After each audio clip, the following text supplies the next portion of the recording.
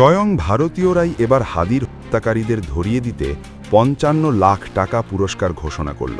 যখন খোদ ভারতীয়রাই ও মোদির দিকে আঙুল তুলছে, তখন এবার আর পালাবার কোনো পথ নেই।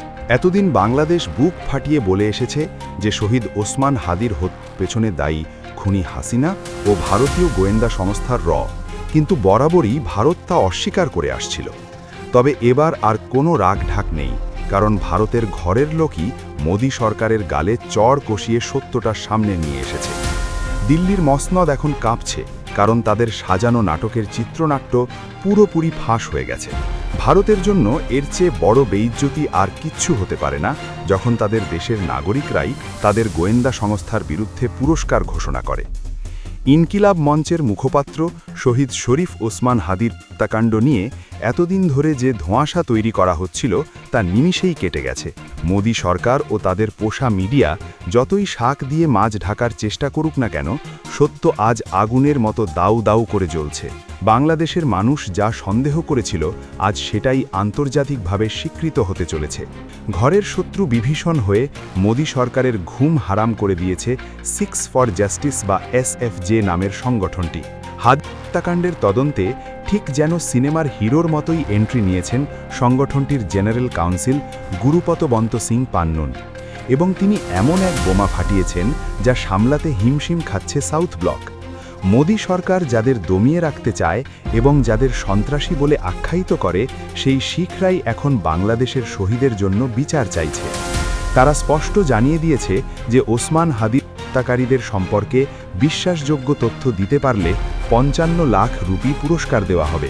ভারতের পুলিশ বা BSF যা পারেনি বা ইচ্ছে করে লুকিয়ে রেখেছে, সেটা এখন জনগণের সামনে চলে আসছে এই শিখ নেতাদের হাত ধরেই। দিল্লির কর্তাদের কপালে এখন চিন্তার ভাঁজ, কারণ এই ৫৫ লাখ টাকার ঘোষণা শুধু একটি পুরস্কার নয়, বরং এটি ভারতের মুখে এক বিশাল চপেটাঘাত। মেঘালয় পুলিশ বা ভারতীয় সীমান্তরক্ষী বাহিনী BSF এতদিন ধরে যে লুকোচুরি খেলছিল, তা এই ঘোষণার মাধ্যমে একদম উন্মুক্ত হয়ে গেছে। SFJ খুব পরিষ্কার ভাষায় জানিয়ে দিয়েছে, ঢাকা মহানগর পুলিশের বক্তব্যে ইঙ্গিত মিলেছে যে হত্যাকারীরা বাংলাদেশ ছাড়িয়ে ভারতের দিকে পালিয়েছে। তাই এই পুরস্কারের উদ্দেশ্য হল সাধারণ মানুষের সহায়তা নেওয়া এবং হত্যাকারীদের ধরতে চাপ সৃষ্টি করা। ভারত যদি এবার ভেবে থাকে তারা খুনিদের আঁচলে বেঁধে রাখবে, তবে তারা বোকার স্বর্গে বাস করছে। সবচেয়ে চাঞ্চল্যকর তথ্য হল, এই হাদি হত্যাকাণ্ডের ধরন হুবহু মিলে যাচ্ছে কানাডায় শিখ নেতা হরদীপ সিং নিজ্জর হত্যাকাণ্ডের সাথে। কানাডার মাটিতে ভারত সরকার যেভাবে গুপ্ত হত্যা চালিয়েছিল, ঠিক একই কায়দা বাংলাদেশেও প্রয়োগ করা হয়েছে বলে অভিযোগ উঠেছে। কানাডার প্রধানমন্ত্রী জাস্টিন ট্রুডো বিশ্বমঞ্চে দাঁড়িয়ে ভারতের দিকে অভিযোগের আঙুল তুলেছিলেন এবং প্রমাণ করেছিলেন যে ভারতীয় এজেন্টরাই নিজ্জরকে হত্যা করেছে। সেই একই ঘটনার পুনরাবৃত্তি আমরা দেখলাম ঢাকার বুকে। SFJ সরাসরি অভিযোগ তুলেছে যে এটি সীমান্ত পেরিয়ে পরিচালিত একটি পরিকল্পিত সন্ত্রাসী অভিযান, আর তাদের এই বক্তব্যই আন্তর্জাতিক অঙ্গনে ভারতকে একেবারে একঘরে করে ফেলছে। বিশ্ব দরবারে ভারত এখন একটি সন্ত্রাসী রাষ্ট্র হিসেবে পরিচিত পাচ্ছে, যারা অন্য দেশের সার্বভৌমত্ব লঙ্ঘন করে মানুষ হত্যা করে। গুরুপতবন্ত সিং পান্নুন কোনো রাগঢাক না রেখেই বলেছেন যে ভারতের গোয়েন্দা সংস্থার এই হত্যাকাণ্ডের নেপথ্যে জড়িত। তিনি দাবি করেছেন যে আন্তর্জাতিক অঙ্গনে ভারতকে জবাবদিহিতার আওতায় আনা জরুরি। তার এই দাবির সমর্থনে শিখ সম্প্রদায়ের একাংশ ইতিমধ্যেই বিশ্বের 5টি বড় দেশে বিক্ষোভ শুরু করেছে। অর্থাৎ আগুনের আঁচ এখন শুধু বাংলাদেশ বা ভারতের মধ্যে সীমাবদ্ধ নেই, বরং তা ছড়িয়ে পড়েছে আমেরিকা ও কানাডা থেকে শুরু করে ইউরোপ পর্যন্ত। মোদি সরকারের হাত যে রক্তে রঞ্জিত, তা আজ বিশ্ববাসীর কাছে পরিষ্কার। অন্যদিকে পুলিশি নাটক ও বর্ডার গেমের বিষয়টি লক্ষ্য করলে যে কেউ বুঝতে পারবে এখানে ডাল মে কুছ কালা হে। ঢাকা মহানগর পুলিশ বা DMP যখন সংবাদ সম্মেলনে জানালো যে হাদি হত্যা মামলার প্রধান আসামি ও তার সহযোগী ভারতে পালিয়ে গেছে, মূলত তখন থেকেই শুরু হয় নতুন নাটক। DMP দাবি করেছিল যে হত্যাকারীদের পালাতে সহায়তা করেছে ভারতের 2 নাগরিক এবং মেঘালয় পুলিশ নাকি তাদের গ্রেপ্তারও করেছে। কিন্তু সন্ধ্যা হতে না হতেই চিত্রনাট্য বদলে গেল। মেঘালয় পুলিশ হঠাৎ করে সাধু সেজে বসল এবং জানালো তারা এমন কোনো গ্রেপ্তারের খবরই জানে না। ভারতীয় গণমাধ্যম হিন্দুস্তান টাইমসের বরাতে জানা যায়, ভারতের সীমান্তরক্ষী বাহিনী বিএসএফও ডিএমপির এই দাবি প্রত্যাখ্যান করেছে।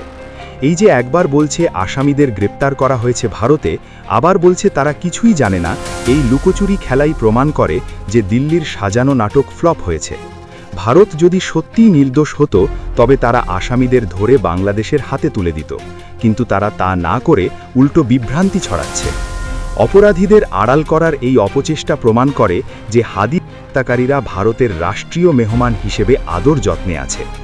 অদ্ভুত ব্যাপার হচ্ছে, সীমান্তে পাখি উড়লেও বিএসএফ গুলি চালায়, আর এত বড় হত্যাকারীরা নিরাপদে সীমান্ত পার হয়ে গেল আর বিএসএফ কিছুই জানল না। এটা বিশ্বাস করা আর ভূতের গল্প বিশ্বাস করা একই কথা। বাংলাদেশের মানুষ এখন আর বোকা নয়, তারা বুঝে গেছে যে ভারত খুনিদের আশ্রয় দিচ্ছে এবং ঘটনা ছাপামাতা দিতে চাইছে। কিন্তু এবার আর শেষ রক্ষা হবে না। বাংলাদেশের স্বরাষ্ট্র উপদেষ্টা জাহাঙ্গীর আলম চৌধুরী আগেই ঘোষণা করেছিলেন যে হাদির আতাতইকে ধরিয়ে দিতে পারলে 50 লাখ টাকা পুরস্কার দেওয়া হবে।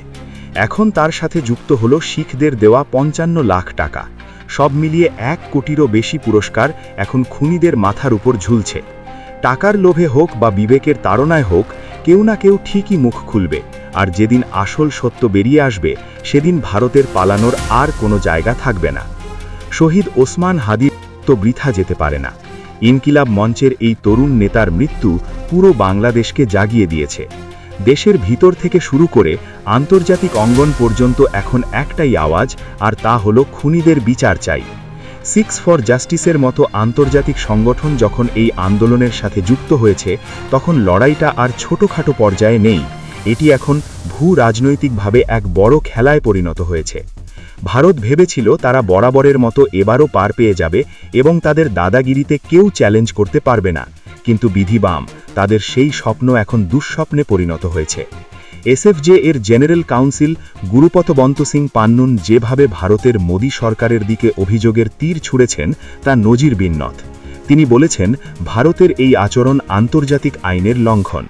কানাডায় হরদীপ সিং নিজ্জর হত্যার পর ভারত যেভাবে কূটনৈতিকভাবে অপদস্থ হয়েছিল, ঠিক একই পরিস্থিতির মুখোমুখি তারা হতে যাচ্ছে হাদি হত্যাকাণ্ডের কারণে। নিজ্জর হত্যার পর কানাডা ভারত থেকে তাদের কূটনৈতিকদের বের করে দিয়েছিল এবং সম্পর্কেরও চরম অবনতি ঘটেছিল। বাংলাদেশের ক্ষেত্রেও ভারত যদি তাদের অবস্থান পরিষ্কার না করে তবে পরিস্থিতি সেই দিকেই যাবে। অন্যদিকে বাংলাদেশের তদন্তকারী সংস্থাও বসে নেই, তারাও তাদের মতো করে জাল গুটিয়ে আনছে। যদিও ভারতের অসহযোগিতার কারণে তদন্ত কিছুটা বাধাগ্রস্ত হচ্ছে, কিন্তু সত্য বেশিক্ষণ চাপা থাকে না। প্রযুক্তির এই যুগে কোনো কিছুই আর গোপন রাখা সম্ভব নয়। যেখানেই লুকিয়ে থাকুক না কেন, তাদের খুঁজে বের করা হবেই। মেঘালয় পুলিশ বা বিএসএফের মিথ্যাচার বেশিক্ষণ টিকবে না, কারণ এই তথ্যের গরমিলগুলোই তাদের অপরাধের সবচেয়ে বড় প্রমাণ। তারা যদি সত্যিই জড়িত না থাকত তবে তারা বাংলাদেশের সাথে সহযোগিতা করত, কিন্তু তাদের আচরণই বলে দিচ্ছে যে চোরের মনে পুলিশ পুলিশ। এদিকে সাধারণ মানুষের মনেও এখন হাজারো প্রশ্ন ঘুরপাক খাচ্ছে। কে আসল অপরাধী এবং কোথায় তাদের অবস্থান? তারা কি সত্যিই ভারত পেরিয়ে গেছে, নাকি অন্য কোনো চিত্র আড়াল হয়ে আছে? তবে সব প্রশ্নের উত্তর মিলবে খুব শীঘ্রই, কারণ পাপ বাপকেও ছাড়ে না। ভারত দীর্ঘদিন ধরে বাংলাদেশের রাজনীতিতে নগ্ন হস্তক্ষেপ করে আসছে। তারা শেখ হাসিনাকে ক্ষমতায় টিকিয়ে রাখার জন্য যা খুশি তাই করেছে। এখন যখন তাদের সেই সাজানো বাগান তছনছ হয়ে গেছে, তখন তারা মরিয়া হয়ে উঠেছে, আর এই মরিয়া ভাবই তাদের পতনের কারণ হয়ে দাঁড়াচ্ছে। সামাজিক যোগাযোগ মাধ্যম থেকে শুরু করে কূটনৈতিক টেবিল, সব জায়গায় এখন আলোচনা শুধু একটাই, এই হাদি হত্যাকাণ্ড কি শুধু একটি দেশের অভ্যন্তরীণ ঘটনা, নাকি এর পেছনে রয়েছে বড় কোনো ভূ রাজনৈতিক খেলা? বিশ্লেষকরা মনে করছেন, ভারত বাংলাদেশকে অস্থিতিশীল করার জন্য পরিকল্পিতভাবে এই হত্যাকাণ্ড ঘটিয়েছে, কিন্তু তাদের সেই পরিকল্পনা বুমেরাং হয়ে ফিরে এসেছে। এখন তারা নিজেরাই নিজেদের পাতা ফাঁদে আটকে গেছে। শিখরা উত্তর দিক থেকে এবং বাংলাদেশ পূর্ব দিক থেকে ভারতকে চেপে ধরেছে। দুই দিক থেকে এমন সাঁড়াশি আক্রমণের মুখে পড়ে দিল্লি এখন দিশেহারা। তাছাড়া বিশ্বের বিভিন্ন দেশে শিখরা বিক্ষোভ করছে এবং ভারতের বিরুদ্ধে স্লোগান দিচ্ছে। তারা প্ল্যাকার্ড হাতে রাস্তায় নেমেছে এবং বলছে মোদি সরকার খুনি সরকার। আর এই ছবিগুলো যখন আন্তর্জাতিক মিডিয়ায় প্রচার হচ্ছে, তখন ভারতের তথাকথিত গণতান্ত্রিক ইমেজের 12টা বেজে যাচ্ছে। ভারত নিজেকে বিশ্বের সর্ববৃহৎ গণতন্ত্র বলে দাবি করে, কিন্তু তাদের গোয়েন্দা সংস্থার কর্মকাণ্ড প্রমাণ করে তারা আসলে একটি মাফিয়া রাষ্ট্র। কারণ প্রতিবেশী দেশে কোনো সভ্য দেশের কাজ হতে পারে না। বাংলাদেশ সরকারও এবার কঠোর অবস্থানে আছে। তারা স্পষ্ট জানিয়ে দিয়েছে যে কোনো মূল্যে এই হত্যাকাণ্ডের বিচার করা হবে। স্বরাষ্ট্র উপদেষ্টার কঠোর হুঁশিয়ারি এবং পুরস্কার ঘোষণা প্রমাণ করে যে বর্তমান সরকার ভারতের কাছে মাথা নত করবে না। তারা সম্মুখ সারির যোদ্ধাদের নিরাপত্তায় বিশেষ কমিটি গঠন করেছে, যা অত্যন্ত সময় উপযোগী সিদ্ধান্ত। কারণ ভারত ও তাদের দোসররা দেশে অস্থিতিশীলতা তৈরির জন্য আরও হামলা চালাতে পারে। তাই আগে থেকেই সতর্ক থাকা জরুরি। তবে একটা বিষয় নিশ্চিত, যে ওসমান হাদির রক্ত বৃথা যাবে না। খুনিদের বিচার বাংলার মাটিতেই হবে এবং তাদের পেছনের মদতদাতাদেরও মুখোশ খুলে দেওয়া হবে। এবার জনগণ জেগে উঠেছে এবং এই জনরোষের আগুন নেভানোর ক্ষমতা কারো নেই। ভারত যত দ্রুত তাদের ভুল স্বীকার করবে,